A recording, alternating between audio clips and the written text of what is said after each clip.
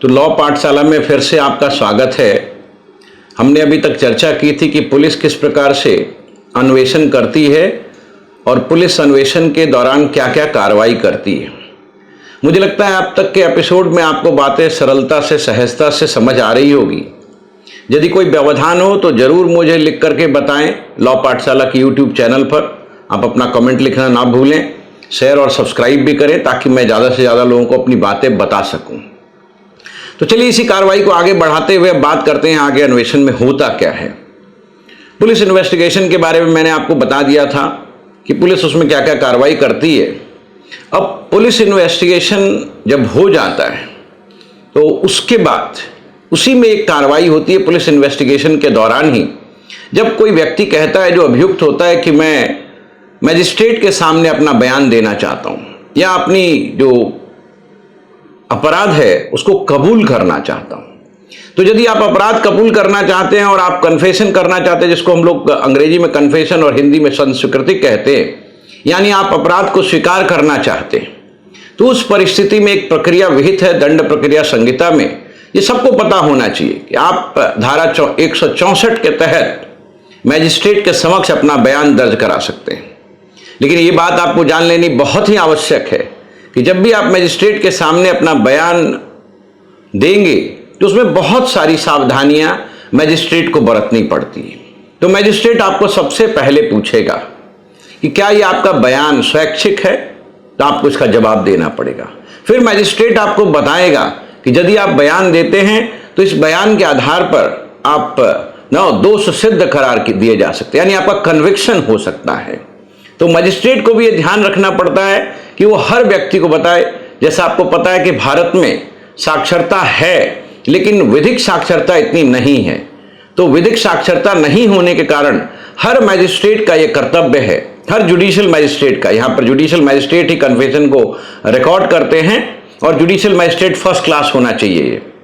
ये लॉ न्यायालय द्वारा विहित है। इसमें स्पष्ट किया गया कि जुडिशियल मैजिस्ट्रेट फर्स्ट क्लास यानी सीनियर मैजिस्ट्रेट ही रिकॉर्ड करेगा। तो यदि वो कन्फेशन रिकॉर्ड करता है और आप रिकॉर्ड करवाना चाहते हैं तो ये बात ध्यान रखनी पड़ेगी मैजिस्ट्रेट को। मैजिस्ट्रेट आपसे पहले पूछेगा क्या ये बयान स्वैच्छिक है, आप अपनी स्वेच्छा से अपना अपराध स्वीकार करना चाहते हैं। यदि आप कहते हैं हाँ, तो मैजिस्ट्रेट इस बात को इंश्योर करेगा कि ये वॉलंटरी है, आपके ऊपर कोई दबाव नहीं है, कोई प्रेशर नहीं है, किसी भी प्रकार का एक्सटर्नल प्रेशर नहीं है आपके ऊपर। जब ये सिद्ध हो जाए, साबित हो जाए, मैजिस्ट्रेट को स्पष्ट हो जाए, तब मैजिस्ट्रेट आपका बयान दर्ज करेगा। और मैजिस्ट्रेट जो आपका बयान दर्ज करेगा, उस बयान के दर्ज करने के बाद मैजिस्ट्रेट जो है फिर ये लिखेगा एक मेमोरेंडम के तहत कि ये बयान जो है ये बिल्कुल स्वैच्छिक है और ये बयान हमारे समक्ष दिया गया है, ये बयान हमारे सामने दिया गया है और मैं इसका साक्षी हूं। वो साइन करेगा और आपका भी हस्ताक्षर लेगा। और ये चीज आपको बता दी गई है कि बयान के आधार पर आपको दंडित किया जा सकता है, आपको दोष सिद्ध किया जा सकता है। इन बातों का ख्याल रखना होगा मैजिस्ट्रेट को। जब ये हो जाएगा तो मैजिस्ट्रेट ये बयान जो है उसके आधार पर आपका कन्विक्शन हो सकता है। इस बात का ध्यान रखिएगा।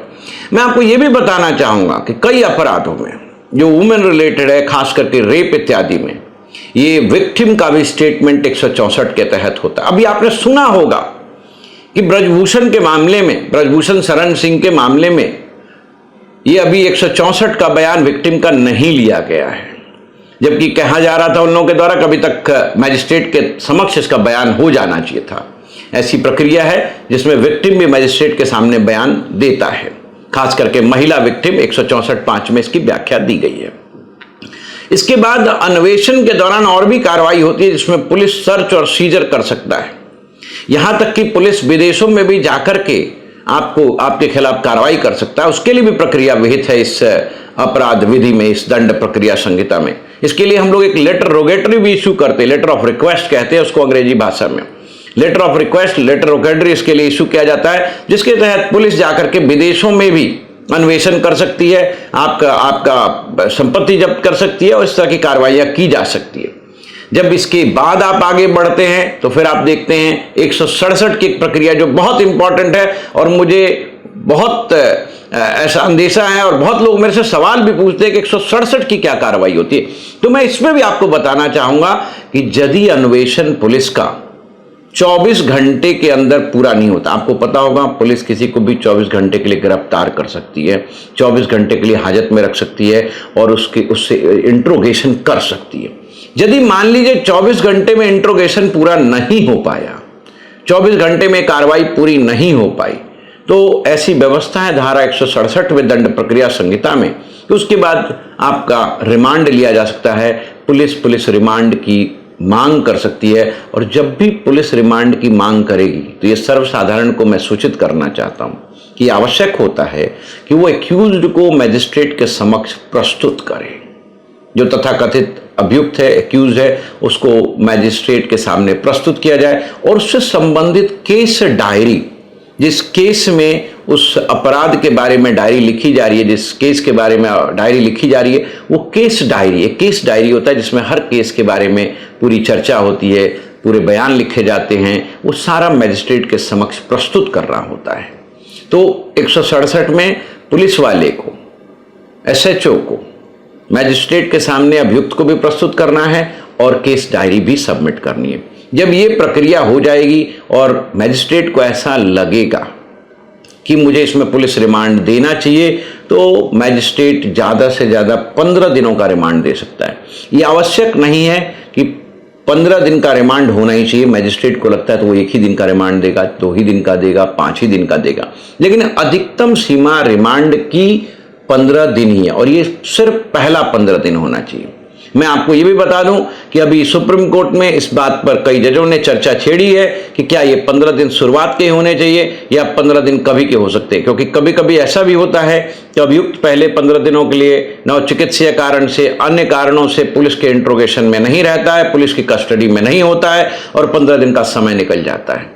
ऐसी में ना एक वैधानिक समस्या खड़ी हो जाती है, जिसके तहत ये प्रश्न उठाया गया है कि क्या ये रूल सही है या गलत है। अभी सुप्रीम कोर्ट इस पे चर्चा करेगी, इस पे फिर से अपना निर्णय लिखेगी, लेकिन अभी का लॉ यही है कि पहले 15 दिन ही पुलिस रिमांड दिया जाएगा। वो 7 दिन का हो, 5 दिन का हो या कई बार में हो, 2 दिन का, 5 दिन का, जैसी आवश्यकता होगी वैसा मजिस्ट्रेट अपना निर्णय देगा। जब ये हो जाती है बात, आपको यहां ये भी बता दूं कि कभी कभी जुडिशियल मजिस्ट्रेट नहीं होता है तो एग्जीक्यूटिव मजिस्ट्रेट, जिस पर जुडिशियल मजिस्ट्रेट का पावर होता है, वो भी ये रिमांड 7 दिनों के लिए दे सकता है। 7 दिनों के लिए एग्जीक्यूटिव मजिस्ट्रेट जिसको जुडिशियल पावर हो उसको सिर्फ 7 दिनों की शक्ति है, लेकिन जुडिशियल मजिस्ट्रेट को ये 15 दिनों की शक्ति है और प्रथम पहला 15 दिन ही जब गिरफ्तारी के बाद हो उसी में ये पुलिस रिमांड दिया जाता है। अभी आपने सुना होगा कि पंजाब में एक मामला आया था। उस मामले में एक पत्रकार को जो गाड़ी में सवार कर रहे थे, किसी ऑटो से टक्कर हो गई थी। उसमें पंजाब सरकार ने, पंजाब पुलिस ने उनको जुडिशियल मजिस्ट्रेट के समक्ष प्रस्तुत किया और तुरंत ही उनके लिए 14-15 दिनों का रिमांड दे दिया गया पुलिस के द्वारा। पुलिस को क्या ये उचित था, क्या ये अनुचित था, इस बात की चर्चा हम आगे करेंगे।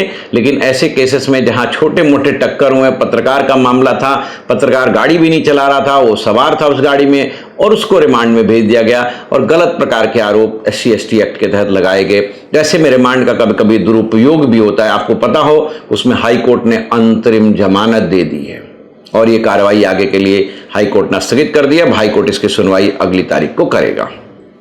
तो 167 में पुलिस रिमांड की तो व्यवस्था है ही। पुलिस रिमांड का मतलब होता है कि आपको पुलिस के कस्टडी में भेज दिया जाएगा, यानी आप पुलिस के हाजत में रहेंगे, पुलिस के निरीक्षण में रहेंगे, पुलिस के अभिरक्षण में रहेंगे, पुलिस की कस्टडी में रहेंगे। ये होता है पुलिस रिमांड। लेकिन 15 दिनों के बाद सिर्फ जुडिशियल रिमांड दिया जा सकता है जब आप जेल में रहेंगे। अब आप पुलिस की अभिरक्षा में नहीं रहेंगे, पुलिस की कस्टडी में नहीं रहेंगे, अब आप जेल में रहेंगे, तब वहां वो जुडिशियल कस्टडी कहलाता है। तो पुलिस कस्टडी, जुडिशियल कस्टडी में अंतर है। पुलिस कस्टडी में आप पुलिस हाजत में रहते हैं, जुडिशियल कस्टडी में आप जेल में रहते हैं। ध्यान से सुनिएगा इस बात को, बहुत लोग इस पे प्रश्न पूछते हैं, तो इसलिए मैं स्पष्ट करके बता रहा हूं। पुलिस रिमांड सिर्फ पहले 15 दिन के लिए हो सकता है, जबकि जुडिशियल रिमांड बाकी के 45 और 75 दिनों में। मैं 45 और 75 क्यों बोल रहा हूं? क्योंकि ये पुलिस से अपेक्षा की जाती है वो अपराध का अन्वेषण 60 दिन और 90 दिन में करेगा। मैं 60 दिन और 90 दिन, 45 और 75 दिन क्यों बोल रहा था, उसका कारण थोड़ा स्पष्ट कर देता हूं। जो अपराध 10 वर्ष तक के हैं उसमें 60 दिन में इन्वेस्टिगेशन कंप्लीट करना होता है, और जो अपराध 10 वर्ष से ऊपर वाले हैं उसमें 90 दिन तक इन्वेस्टिगेशन को कंप्लीट करना पड़ता है। इसीलिए 60 और 90 है, और उसी प्रकार से 45 और 75 दिन जो है वो जुडिशियल रिमांड के हैं। तो 60 दिन 90 दिन ये दो प्रकार की व्यवस्थाएं हैं इसमें। तो 15 दिन तो पुलिस रिमांड में चले गए, उसके बाद 45 और 75 दिन जुडिशियल रिमांड में जाएंगे। इस बात का आप ध्यान रखेंगे। अब जुडिशियल रिमांड, पुलिस रिमांड हो गई तो उसमें आपने अन्वेषण कर ली। अब आगे की प्रक्रिया में पुलिस अपना रिपोर्ट बनाती है। यदि रिपोर्ट में उसको लगता है कि उसके पास पर्याप्त साक्ष्य आ गए हैं तो पर्याप्त साक्ष्य के आधार पर वो आगे के लिए कार्रवाई करेगी और मजिस्ट्रेट को पूरी रिपोर्ट भेजेगी। ना उस एक्यूज्ड को भी फॉरवर्ड करेगी, पूरे केस का रिपोर्ट भी भेजेगी। यदि उसको लगता है कि नहीं, अन्वेषण में कुछ ऐसा विशेष नहीं है, पर्याप्त साक्ष्य नहीं मिले हैं, तो वो धारा 169 के तहत एक क्लोजर रिपोर्ट बनाती है। यानी कि अपराध में मुझे कुछ नहीं मिला, इस केस में मुझे कुछ नहीं मिला, पर्याप्त सबूत नहीं मिले, तो क्लोजर रिपोर्ट बनेगा। यानी वो केस बंद करने की बात हो गई। और यदि मिला है तो आगे बढ़ने की बात हो जाएगी, यानी फॉरवर्ड कर देगा, वो आगे प्रसारित कर देगा उस अभियुक्त को और केस के मामले को मैजिस्ट्रेट के पास। तो इस आधार पर कि केस में पर्याप्त सबूत मिले या नहीं मिले, मैजिस्ट्रेट के पास मामला पहुंचता है 173(2) में। यदि मामला ऐसा था जिसमें पर्याप्त सबूत उपलब्ध थे तो 173(2) में आप चार्जशीट्स फाइल करते हैं, पुलिस करती है। और यदि मामले में कुछ नहीं था तो आप 173(2) में ही क्लोजर रिपोर्ट फाइल करते हैं। तो दो प्रकार के रिपोर्ट की यहां चर्चा की मैंने। क्लोजर रिपोर्ट जिसमें केस में कुछ नहीं मिला, केस बंद करने की बात है, और चार्जशीट, चालान, चार्जशीट भी कहते हैं, चालान भी कहते हैं, बहुत सारे राज्यों में इसके बहुत सारे नाम हैं। तो वो तब दिया जाता है जब केस में कुछ न साक्ष्य प्राप्त होते हैं। तो देखिए, आपने आज समझ लिया कि इस पुलिस अन्वेषण के दौरान जुडिशियल मैजिस्ट्रेट के पास कन्फेशन और पुलिस के द्वारा इन्वेस्टिगेशन, पुलिस कस्टडी में और जुडिशियल कस्टडी में भी इन्वेस्टिगेशन हो सकता है। और पुलिस इसके दौरान सर्च और सीजर के लिए विदेश तक जा सकती है, जिसको हम लोग लेटर रोगेटरी कहते हैं। आप ध्यान दीजिएगा इन बातों पर। यह साधारण विधि की प्रक्रिया है, साधारण दंड प्रक्रिया संहिता है, सबको जानना चाहिए, सबको समझना चाहिए। मुझे लगता है कि सीरीज से आपको काफी लाभ मिल रहा होगा, आपको दंड प्रक्रिया विधि समझने में सरलता आ रही होगी। कभी कभी मैं अनुपस्थित रहूंगा किसी कारण से, तो मैं उसके लिए क्षमा चाहता हूं, लेकिन आप सभी से प्रार्थना है, आप सभी से एक निवेदन है कि आप पूरे भारत को बताइएगा, समझाइएगा ये दंड प्रक्रिया संहिता। आप भी इस दंड प्रक्रिया संहिता के समझ के वाहक हो सकते हैं। आप सबको बताइएगा, सबको समझाइएगा कि किस प्रकार से पुलिस की कार्रवाई चलती है। हमारे इस वीडियो को लाइक करिएगा, शेयर करिएगा, सब्सक्राइब करिएगा, सारे भारत को बताइएगा कि देखिए यहाँ मुफ्त में दंड की प्रक्रिया जिससे सभी लोग प्रभावित हैं। पुलिस की प्रताड़ना से सभी पीड़ित होते हैं।